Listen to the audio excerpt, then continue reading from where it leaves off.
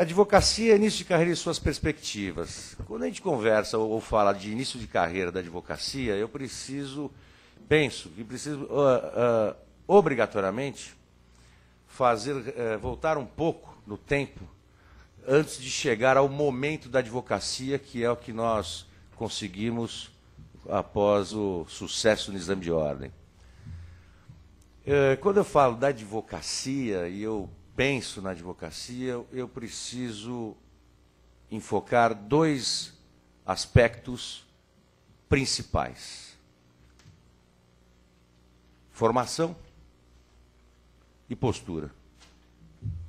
E aí, eu falando de formação, eu preciso retroagir um pouco no tempo, porque, evidentemente, o advogado, quando ele ingressa nos quadros da ordem, após a aprovação, como eu disse, no exame de ordem, ele o faz como resultado de toda uma formação histórica que ele tem, mesmo antes de ingressar no curso jurídico. E aí há, evidentemente, todos sabem disso, uma variação muito grande com relação à formação das pessoas. E isso vai, sem dúvida nenhuma, interferir lá na frente.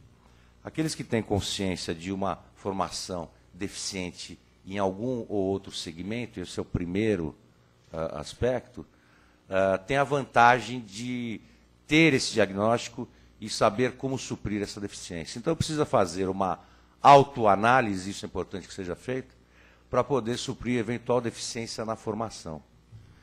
Mas aí, ao pensar no vestibular, enfim, tenha tido o estudante a formação que teve, com as deficiências ou não, mas deve ter consciência disso, e optar pelo curso de Direito, deve ter em mente que qualquer das carreiras jurídicas que for seguir lá na frente, qualquer dessas carreiras vai depender essencialmente da sua formação.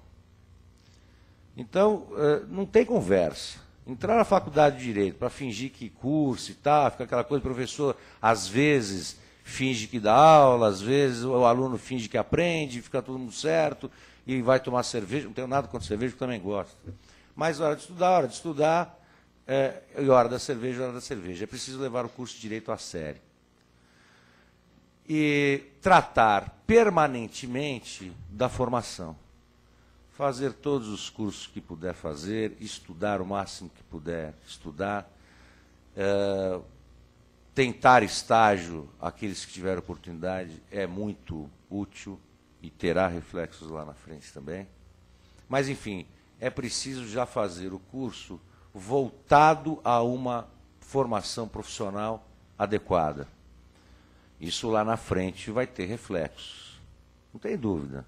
Aquele que fez ou faz o curso no mais ou menos, vai, inclusive, beneficiar aqueles colegas que se dedicam mais, porque não saberão resolver os problemas lá no futuro, e aí se socorrerão daqueles colegas que fizeram o curso de forma mais dedicada e fizeram o curso a sério, para resolver os problemas. Inclusive, vão facilitar o início de carreira dos outros colegas, né? E isso custa, os honorários vão ficar para outro colega, que estudou mais, que se dedicou mais. É uma armadilha muito cruel a perspectiva de que a advocacia é uma atividade essencialmente prática. É evidente que há muito de prática, como a própria medicina, mas é uma ilusão, uma armadilha achar que se resume a isso. É preciso ter formação acadêmica e estudo permanentes. Caso contrário, terão dificuldade de desenvolver atividade profissional, seguramente. E eu não tenho dúvida que a advocacia, dentre as carreiras jurídicas, é a mais complexa e a mais difícil. Vocês podem ter alguma dúvida com relação a isso, por conta de eventual dificuldade de ingresso em carreiras públicas, por conta dos concursos, mas isso é uma ilusão. O advogado ele está essencialmente, não exclusivamente, mas essencialmente na atividade, na iniciativa privada. Nós temos a advocacia pública também, mas especialmente a advocacia privada recebe todo o ônus do universo que nós enxergamos, especialmente do contencioso. O advogado tem prazo, o advogado sofre consequências, o advogado tem responsabilidade civil cada vez mais presente. De modo que advogar é uma atividade bastante difícil e requer extrema responsabilidade. Advogar não é sair da faculdade, prestar o exame de ordem, agora é preciso ter responsabilidade. Inúmeras vezes, e eu lembro de um estagiário específico, doutor, qual é o artigo que diz qualquer coisa? Eu falei, olha, está no código. Mas o senhor não sabe? Eu sei. Mas o senhor não pode me dizer? Não, você tem que procurar no código. Mas o senhor facilitaria se me dissesse o artigo. Eu falei, deixa eu dizer uma coisa para você. Você pretende terminar o curso, prestar exame de ordem e advogar? Pretendo. Você sabe o que é advocacia? E isso é inevitável. Aí ficou, não, eu sei, defender os direitos. Então vamos lá, você fez o exame de ordem, passou, foi aprovado, ingressou nos quadros da ordem, veio aquela solenidade maravilhosa, recebeu a sua carteira, porque aqui nós não damos carteirinha para ninguém. Como diz o nosso presidente, dos carteirinha de passe, aqui nós só damos carteira de advogado. E aí você está com a sua carteira, então está ótimo. Vamos fazer o seguinte, na hora que você passar no exame de ordem e tiver a sua carteira de advogado, o primeiro cliente que vier aqui ao escritório, eu vou colocar ele na sala de reunião e você fica sozinha com ele. E aí você ouve o que ele tem a dizer, diagnostica eventual problema que ele tenha, debate com ele eventual solução, explica para ele as consequências das variantes e as possibilidades, as variantes de toda a solução, os riscos, não é? Apresenta a proposta de honorários, combina com ele, escolhe, define o melhor caminho, adota a solução, a hora que ele for embora, dispara todas as providências necessárias para a defesa adequada do direito dele, acompanha isso até o fim com responsabilidade, observância de prazos e tudo aquilo que a gente já conhece. Até um dia que você chama o cliente e diz, tive muito prazer em trabalhar nesse seu caso, o caso está encerrado, a solução foi assim, assim, assim. Isso é advogar, sem ter ninguém.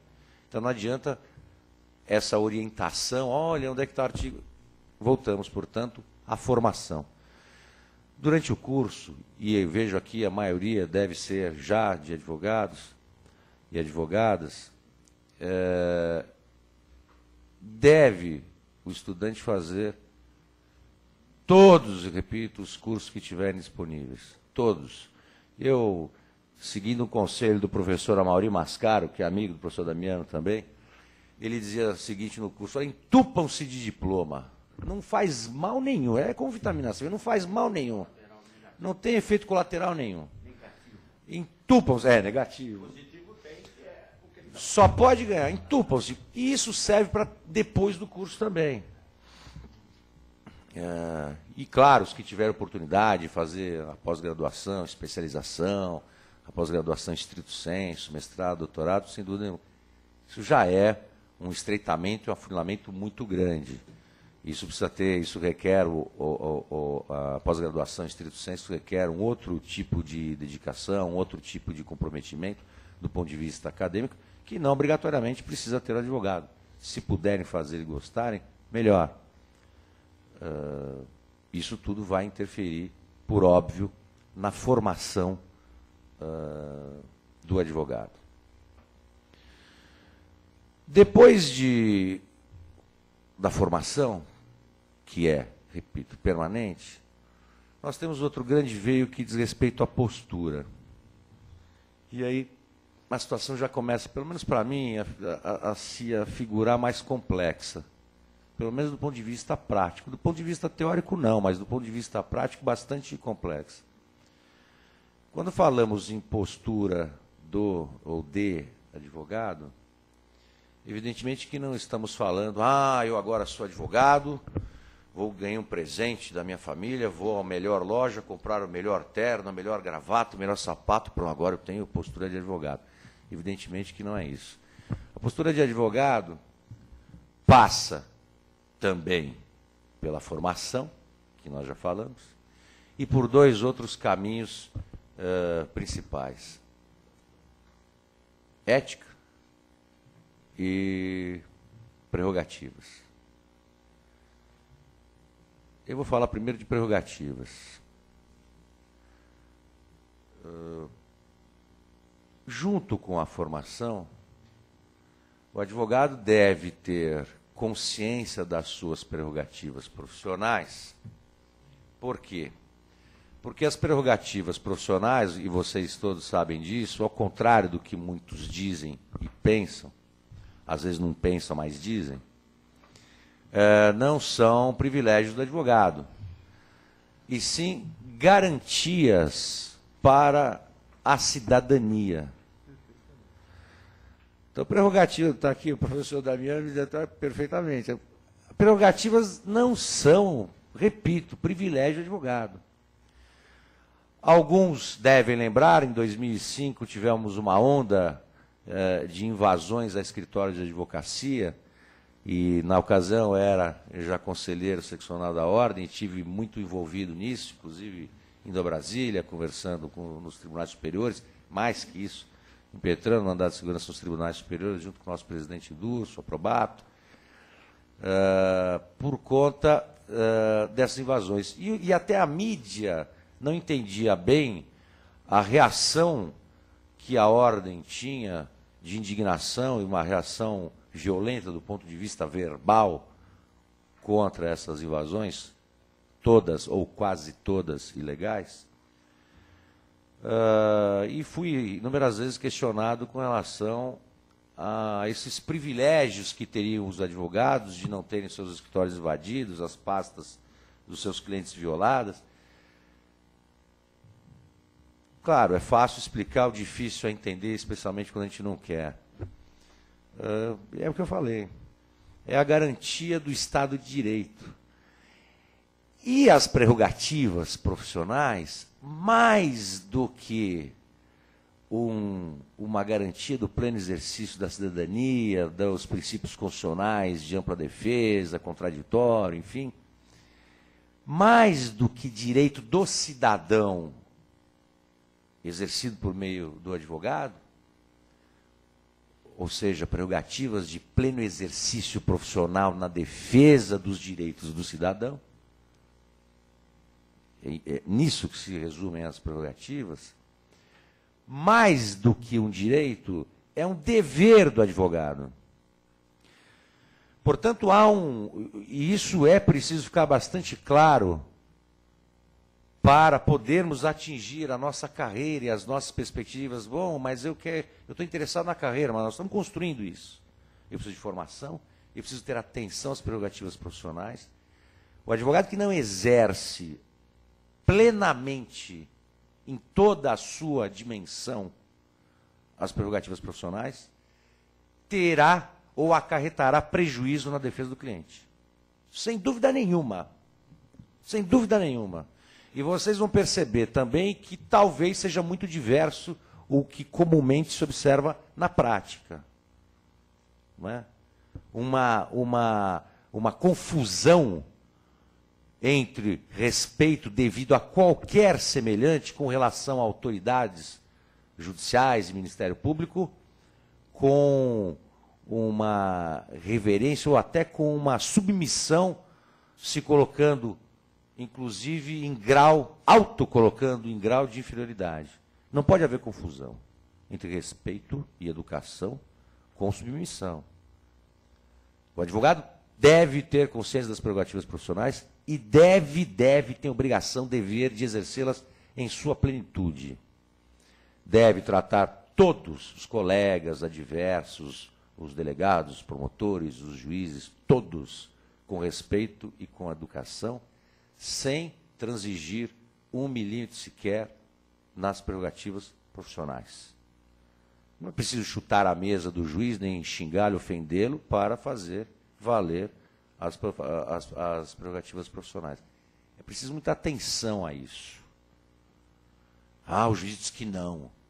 Diz que não importa. Precisa ver se esse não dele está certo ou se está errado, se esse não dele fere a lei ou não, se esse não dele fere a Constituição ou não, e em função disso eu vou adotar as providências que eu, como advogado, já sei cabíveis. Não pode haver, em hipótese nenhuma, essa submissão, essa retração, esse receio de se relacionar com todos os personagens do nosso mundo jurídico. Não pode haver. Não pode haver receio do delegado, do juiz, do promotor, do procurador. Ao contrário. É dever do advogado ser combativo. É dever do advogado. Ah, o juiz falou assim tão incisivamente, eu fiquei sem jeito de contestar. Pronto, lá vai mais prejuízo para o cliente. Não é? Também não é para ter atitude tresloucada, começar a gritar em audiência, sem qualquer fundamento ou razão, para tentar passar ao cliente um certo ar de combatividade, que também não tem nenhum efeito. Então é preciso ter responsabilidade. Não é? Prerrogativas profissionais. Lamentavelmente, hoje, eu dou aula também já há muitos anos, os alunos, em alguns... Aluno meu não, porque senão repete. Teve um aqui que já falou, meu aluno lá, se não estudar o código não passa, né? É o mínimo. É o mínimo. E hoje tem alunos que saem da faculdade de Direito e não abriram nem o código. Muito menos prerrogativas. Mas, professor, o que é esse negócio de prerrogativas profissionais? Eu nunca vi isso, precisa ler o estatuto. Tem que ir lá no artigo 8º, não tem saída. Tem que saber aquilo antes de tudo. Porque, para poder defender o meu cliente, eu tenho que saber quais são as minhas prerrogativas para que eu possa assim fazer. Não tem jeito. Outro eixo de extrema importância diz respeito à vertente ética. Mais complicado ainda. O professor Damiano é de uma época que a aula de ética seria até antiético, né, dar aula de ética. Porque as pessoas já traziam em si, na formação, a própria a visão não, o sentimento ético. E hoje se fala muito, né, na política, em todos os cantos, e adotou o termo, até ficou, de certa forma, vulgarizado. O sujeito não tem ética, parece um negócio, né? As pessoas falam da boca para fora e tal. Só a necessidade premente de inclusão, inclusive nos bancos das academias, da cadeira de ética, me preocupa. Quero me parecer que seria absolutamente prescindível estudar a questão ética, senão alguns contornos nebulosos de cunho prático que podem gerar alguma dúvida. Eu vou dar um exemplo. Eu sei que ficou um pouco confuso, mas eu vou esclarecer. Um advogado consultou a turma deontológica do Tribunal de Ética, que é a turma que dá orientação profissional, a primeira e única do Brasil. E o ano passado, até na oportunidade de presidir o Tribunal de Ética, tivemos a oportunidade de comemorar os 70 anos da turma deontológica. O advogado consultou se ele, não sei se cheguei a comentar com o senhor sobre isso, o advogado consultou se ele poderia receber os honorários advocatícios por proposta do cliente com uma estátua do Brecheret, de valor extremamente alto, e que interessava a ele, advogado. O cliente propôs, olha, eu tenho essa estátua do Brecheret, e propõe, o advogado, amante de arte, se interessou, mas ficou receoso. Será que receber essa obra de arte como pagamento dos honorários devidos consistirá em falta ética? E se depois o cliente reclamar e disser que se arrependeu e fez uma consulta à turma deontológica? Então, o estudo dessas questões se explica, sem dúvida nenhuma.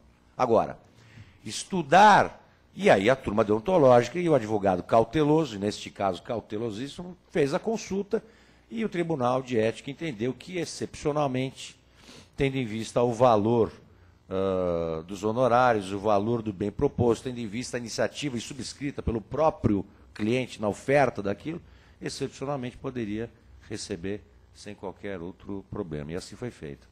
Agora, ter aula de ética para dizer para o advogado que ele não pode receber dinheiro do cliente e embolsar o dinheiro do cliente é um pouco demais. Quer dizer, não me passa, não consigo entender isso.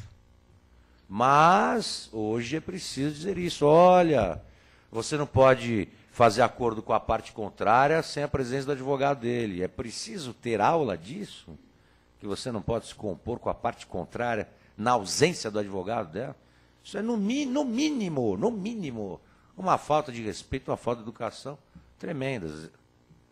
E é tipificado no nosso estatuto, no Código de Ética.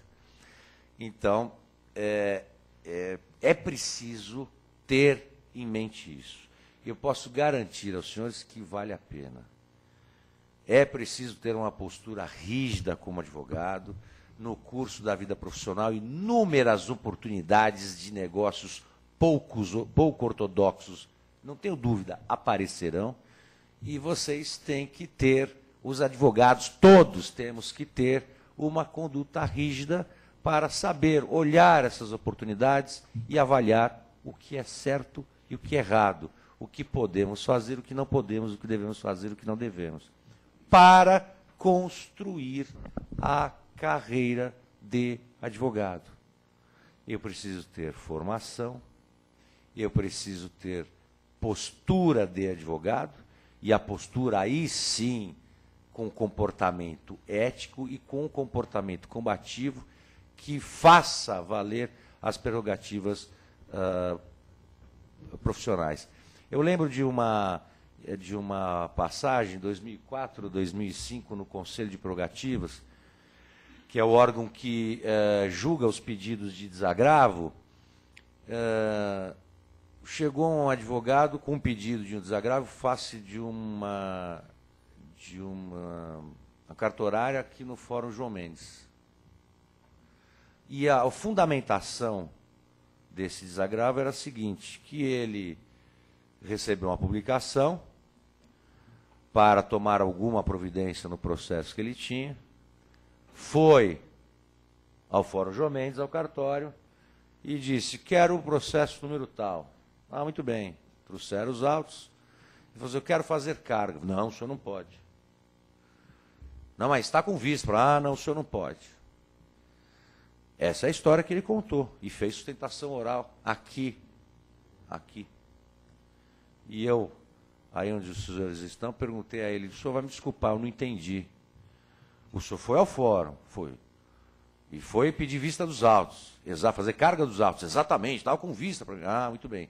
E aí o cartorário se recusou, isso. E aí o senhor imediatamente vinha aqui a comissão de prerrogativas. O senhor deve estar brincando, né? Foi exatamente, o senhor deve estar de brincadeira. Isso aqui é brincar, é piada, né? Alguém está filmando, né? Isso vai para a televisão. Isso aqui é pegadinha, né, de programa de televisão. O senhor acha que aqui é uma loja, não é que a OAB é uma loja que tem assim prateleiras e tem os vidros, né? Prerrogativas. Ah, dá um vidro de prerrogativas aí que eu preciso. Não funciona assim. O senhor, o cartorário se recusou? Se recusou. O senhor conversou com o escrivão? Não. Conversou com o juiz? Não. Despachou com o juiz, fez petição? Não. Falou, não há condição. Falou que o senhor precisa tomar uma injeção de prerrogativas profissionais, porque aqui não é departamento de estágio, nem vende pote de prerrogativas. A OAB só vai intervir no âmbito das prerrogativas profissionais em última instância. A entidade ela vai exercer o seu peso de entidade, que todos sabem que tem, quando o advogado esgotou, ou após ter o advogado esgotado, todas as suas possibilidades. Todas as suas. Próximo desse caso, um outro advogado, também recém-formado, foi fazer uma audiência e, percebendo que a juíza indeferia todas as perguntas que ele fazia para a testemunha, já num caráter excepcional e até mesmo ilegal, por conta de uma confusão na audiência decorrente desses indeferimentos aleatórios, cindiu-se a prova e a juíza designou uma nova data para continuar a ouvir as demais testemunhas. Nessa nova data, o advogado, com 1 ano de formado, foi à audiência, colocou um gravador em cima da mesa e disse à juíza: Excelência, vou gravar a audiência. E a juíza: o senhor não pode. Posso sim, porque a lei me permite. Eu vou mandar prender o senhor, só pode fazer o que a senhora quiser. Vou gravar. O senhor não vai, vou. Confiscou o gravador. Confiscou não, eu acho que foi roubo, né? Os senhores que entendem, acho que foi roubo. Né? Ameaçou o advogado e ainda tomou o gravador dele, ou furto qualificado, não sei. Talvez roubo mesmo, mas enfim. E mandou voz de prisão ao advogado, e ele se virou, entrou, foi para a corte, e veio as prerrogativas profissionais, e claro que concedemos um desagravo. E ele fez o certo. Né? Não pode ter medo de, eu não vou despachar com o juiz, porque eu tenho colega que depois de 3 anos de atividade profissional, nunca tinha despachado uma petição com o juiz. Fobia. Medo do juiz, que o juiz vai dizer. Nós precisamos conversar com as autoridades, assim como nós estamos conversando aqui. Olha, eu concordo, não concordo. Excelência, olha, tenho aqui uma petição, vim despachar com Vossa Excelência, estou requerendo isso, é urgente, por conta dessa circunstância. Ah, doutor, não concordo. Desculpe, Excelência, mas o senhor precisa avaliar isso, aquilo, outro. E fazer o trabalho de convencimento. Né? Precisa fazer isso. E se, em última análise, ele indeferir, nós sabemos os caminhos para poder reverter essa situação. Mas não adianta chegar lá com a petição e jogar. Isso é importante. Se há estudante aqui que faz estágio, isso é muito importante. O estagiário não pode pegar a petição do escritório, levar para o fórum, e o advogado orienta. Isso é responsabilidade do advogado também. Olha, vai lá, despacha com o juiz. Aí chega a cartorário e o juiz, interessado em resolver o problema, não são todos, mas muitos são, faz uma pergunta: mas, doutora, como é que isso aqui e aquilo lá? Ah, não sei, o advogado mandou despachar aqui, diz que é urgente. Não resolve.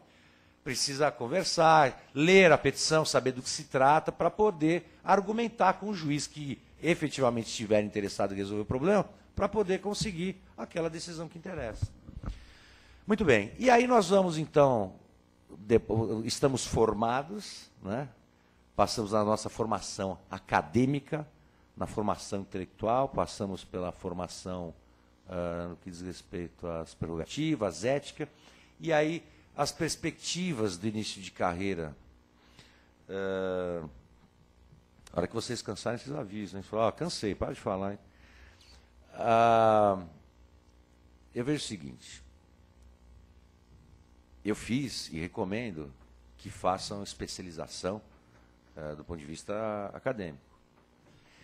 Mas a especialização diária na advocacia, para quem começa e ainda tem coragem de começar da forma tradicional dos escritórios de advocacia, aquele que quiser ser um desbravador, juntou lá 2, 3 colegas de faculdade e resolveram se aventurar na montagem e criação de escritório de advocacia, a especialização é uma armadilha muito cruel. Bom, eu vejo, e aí é tudo isso um paradoxo, e a gente precisa tomar cuidado para poder encaixar todas essas coisas nos devidos lugares. Eu vou dizer mais para frente que há ramos novos, inexplorados ainda do direito, como, por exemplo, telecomunicações. Então vale a pena eu me tornar um advogado especialista em telecomunicações, porque tem campo de trabalho, tem mercado, e não tem profissionais na área. Mas aí eu monto o escritório com 2 colegas, saio da faculdade e põe uma plaquinha lá: fulano, especializado em telecomunicações. E vai descobrir, depois de alguns meses, que a coisa vai ficar difícil, vai passar fome. A especialização é uma armadilha no início de carreira, porque a gente não sabe o que vem. As coisas nos conduzem por caminhos que nem sempre controlamos. Claro que nós fazemos um programa, um projeto de vida, o caminho que nós queremos seguir, o que nós queremos alcançar, do ponto de vista macro, penso eu. No meio do caminho, há variantes, o professor Damiano pode, com experiência, confirmar isso, há variantes que nós não dominamos. Não é? convites, e eu sei, o professor Damiano passou muito por isso, está num lugar, recebe convite para outro, e coisas que não dependem da gente vão acontecendo no meio do caminho. Não é? E nós temos que estar preparados para isso. Então, a especialização do ponto de vista de bandeira do escritório, no início de carreira, pode ser uma armadilha. Olha, amigo de infância, enquanto, puxa, fulana, quanto tempo não te vejo, tal, você tem, eu sou advogado, que ótimo, você é advogado, eu tenho lá uma casinha que está alugada, o inquilino não me paga, você não tem como entrar com ação... Não, só cuido de telecomunicações. Olha, fulano me deu um cheque aqui, a lojinha do vizinho, lá, pô, eu tenho aí uma série de cheques sem fundo, você compra? Não posso cobrar, eu só cuido de telecomunicações. Aí vem lá outra vizinha e fala assim, pô, meu marido, estou cansado dele, ele bebe, me bate, é vagabundo, não trabalho, não sei o que fazer, quero me separar. Você faz a minha separação? Não, só cuide de telecomunicações. E o cliente de telecomunicações, ele vai descobrir bem mais tarde, que não tem na esquina, né? Então, ele precisa estar pronto para receber aquilo que vem no início, que é o que vem. Já vai... Hoje em dia eu já posso me dar o luxo de fazer isso, mas a gente vai... Médico e advogado em casamento né, professor? Não é? Médico e advogado em casamento precisa ir com um ouvido, precisa ter uma paciência. Agora eu já vou, o cara está falando, não, segunda-feira no escritório, mas não tem... Então vai... Encontra a família inteira, estou com problema, pronto, já vai, já começa a advogar e tal, e assim vai. Então, ao lado disso, mas eu gosto de determinado ramo, faça a especialização, mas não restringe a atividade profissional no início a isso. Com o tempo, você vai conseguir nortear a sua advocacia para aquela especialidade de gosto, de dedicação acadêmica, de gosto profissional, com o tempo. Enquanto isso, vai fazendo o que precisa ser feito. Nós não podemos tratar aqui de forma irreal ou surreal, como se fosse uma grande novela. Não, o bacana é ter um escritório de advocacia naquela grande avenida, 2 andares, 15 secretários, 40 advogados, vou cobrar não sei quantos $1000 a hora e vou ficar da minha mesa com 4 telas de computador administrando todo aquele império, aquela indústria jurídica de serviços jurídicos. Não é assim. Não é assim. Eu preciso trabalhar com a realidade. Eu fiz imaginando que o curso de Direito, que o curso superior tenha o objetivo de formação profissional e exercício profissional. Então, ótimo. Não estou tratando do caso do filho do industrial que fez o curso de Direito para agregar conhecimentos e que vai administrar a empresa do país. Isso é outra coisa. Agora, aquele que vai ter exercício, seja nas carreiras jurídicas e tal, tem que ter isso em mente. E tudo isso que eu falei serve não só para a advocacia, como para todas as outras carreiras jurídicas. Porque o que serve para a advocacia serve para todas as outras carreiras jurídicas. O inverso não é verdadeiro. O inverso não é verdadeiro. Ou não é, ao menos, absolutamente verdadeiro. É parcial. É parcial. Eu já tive inúmeros alunos, por exemplo, não, professor, não... Leia aí eu não gosto de ler. Não gosto de falar. Meu amigo, como é que você vai atuar profissionalmente sem ler e sem falar? Não, você juiz, não precisa falar. Aí há o grande equívoco de achar que o juiz não precisa se comunicar para poder ter adequada atividade profissional. As perspectivas da carreira são, portanto, inúmeras. Tratando dessa formação profissional, da especialização acadêmica, do caminho do escritório, com formação, com postura ética, com atenção às prerrogativas profissionais e atenção aos novos mercados de trabalho. Nós temos mercados de trabalho que são, como por exemplo, direito eleitoral. Mas direito eleitoral não é novo. É verdade, não é novo. Mas tem muito pouco advogado que atua nisso. Direito esportivo não é novo, mas tem muito pouco advogado que atua nisso. Telecomunicações, muito pouco advogado que atua nisso. Aliás, telecomunicações, exemplo que o Dulce dá, um empresário, cliente dele precisou de um advogado especialista em telecomunicações, ele pediu, me dá uns 15 minutos que eu te indico uns 2 ou 3, você escolhe. Depois de 2 dias ele passou 2 nomes no Brasil. especializados em telecomunicações. Então, são veios de especialização que podem ser seguidos. Eu vocês verem como eu estou cansando aqui. Eu queria deixar para vocês uma mensagem de otimismo com relação às perspectivas profissionais. A advocacia é difícil, a advocacia requer responsabilidade, a advocacia requer persistência, a advocacia requer dedicação, estudo e formação permanentes para o adequado desenvolvimento profissional. Agora, isso tudo dá muita satisfação, isso tudo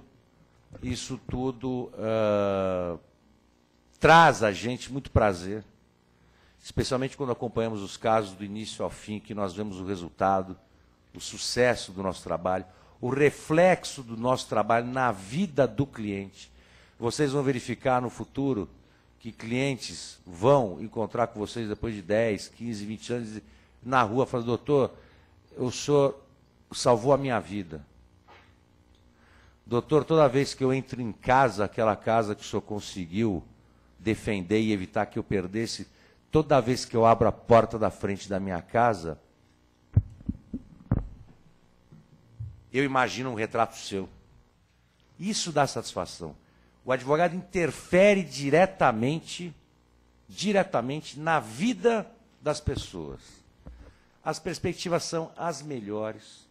Apesar do grande número de advogados, como o Rui até lembrou no início, na semana passada foi entregue a carteira número 300 mil. Apesar de muitos advogados, há muito mercado de trabalho, há possibilidade de todos se dedicarem, de todos vencerem na advocacia e terem sucesso na advocacia. Esqueçam as matérias de algumas revistas daquele advogado que advogou numa causa e ganhou milhões de dólares. Seria ótimo se fosse assim. Não é isso, pode acontecer. Mas não é isso, a perspectiva não pode estar aí, porque vocês vão se decepcionar. Causa frustração. Achar que vai sair da faculdade, vai pegar um cliente de consultoria que vai pagar 100 mil por mês e vai fazer no máximo uma consulta por semana de 5 minutos, é ilusão. Isso não vai acontecer. Seria ótimo que fosse assim, mas não é. Então precisa ter realidade que a advocacia é uma atividade especialmente de muita continuidade. Então precisa insistir, precisa persistir, que eu não tenho dúvida, vocês todos terão muito sucesso. O fato de estar aqui, não ouvindo a minha conversa, mas o fato de se interessarem e virem ao OAB para ouvir alguma coisa, a gente sempre ganha, sempre acrescenta alguma coisa, já é um bom sinal, mostra que vocês estão interessados, têm interesse na profissão, no exercício profissional. Dediquem-se também, se puderem e gostarem, à atividade na entidade de classe. A OAB, ela tem um quadro de quase, a OAB e CASP, um quadro de quase 4 mil funcionários, 3.200 e pouco na OAB, 800 e pouco na CASP, talvez até um pouco mais, portanto, de 4 mil funcionários, mas 5 mil colaboradores diretos. Esses cargos de colaboração são, portanto, cargos não remunerados. Né? O Rui é conselheiro, não ganha nada. Eu fui conselheiro, sou presidente da CASP, presidente do Tribunal de Ética, dos Direitos Humanos, do Conselho do Jovem. É tudo cargo de colaboração. Isso ajuda também, isso dá reciprocidade profissional. Não pense que isso dá dinheiro, ao contrário, isso faz sair dinheiro, mas também dá muita satisfação. Eu quero encerrar por aqui.